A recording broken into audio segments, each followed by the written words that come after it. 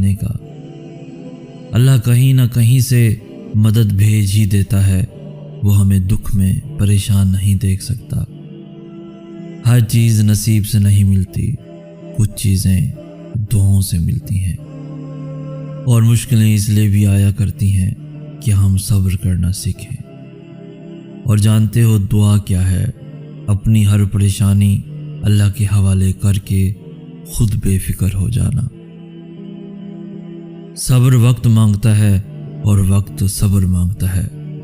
لوگ صرف مشورے دیتے ہیں، ساتھ تو صرف اللہ دیتا ہے۔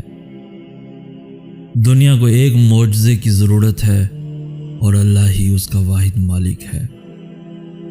یقین مانو صرف اللہ ہی ہے جو ہر وقت ساتھ ہوتا ہے۔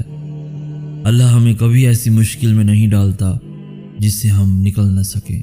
ہمیشہ کوئی نہ کوئی راستہ ضرور ہوتا ہے۔